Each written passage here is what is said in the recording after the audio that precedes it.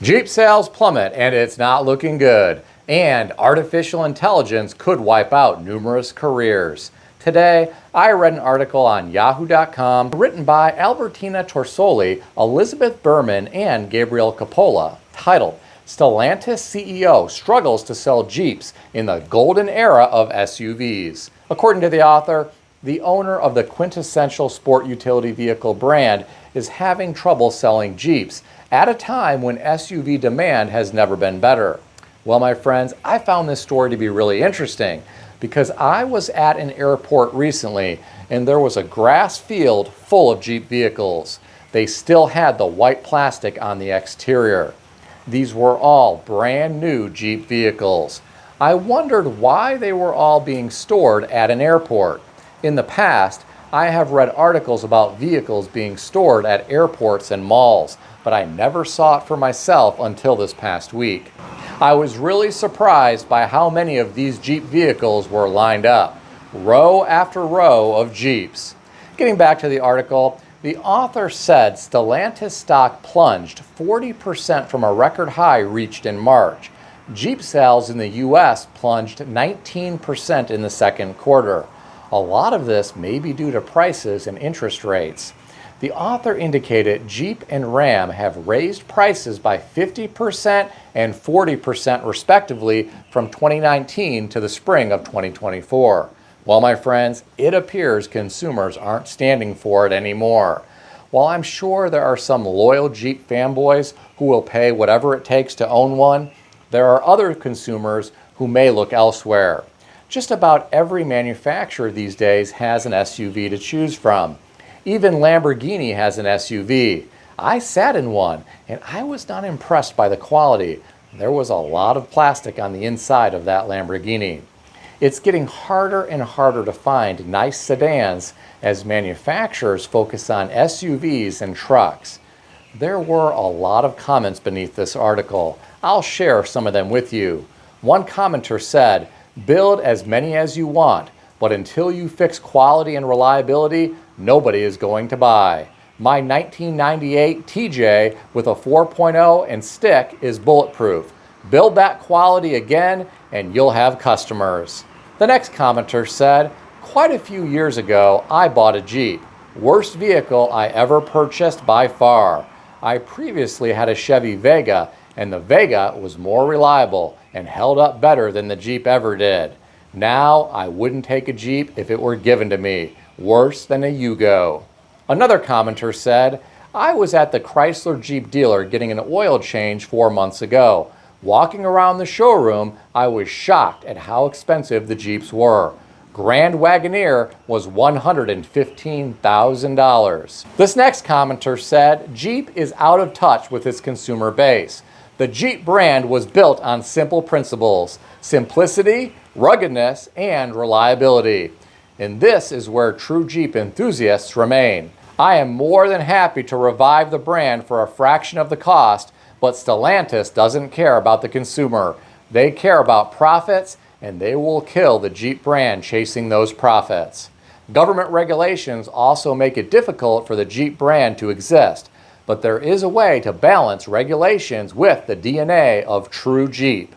The last comment that I'll share with you came from someone who said, "They need to improve the quality first. The old Jeeps from 20 years ago could be used for $150,000 or more, not the vehicle they are putting out today."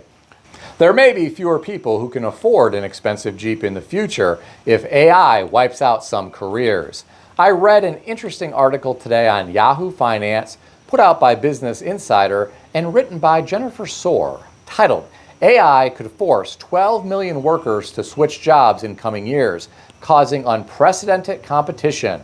The author of this article referenced a labor market and digital tech researcher from MIT named Georgios Petropoulos, who said, "The advent of AI is a big warning for customer service reps, cashiers, office assistants, and production workers. Medium-skilled workers are the most likely to be displaced by the technology." He went on to say, "Trade workers like plumbers and electricians will see continued demand for services."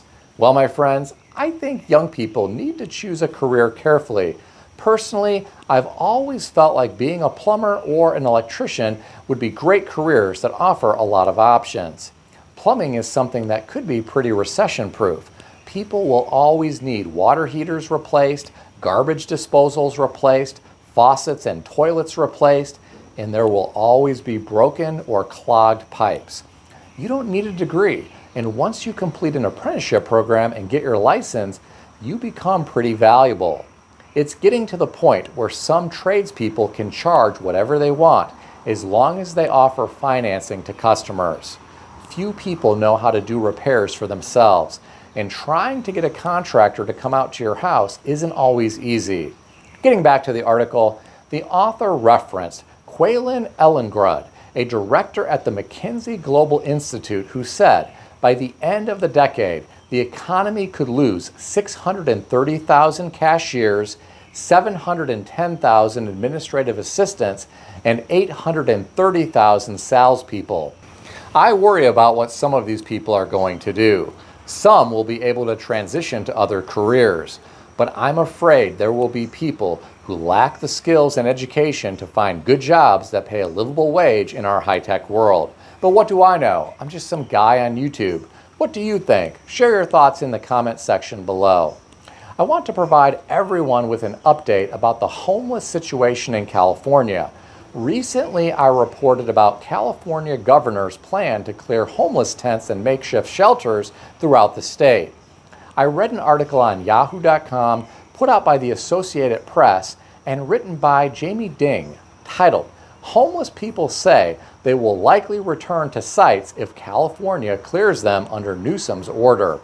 The author of this article referenced a 62-year-old homeless man who has had his homes cleared by sweeps in the past.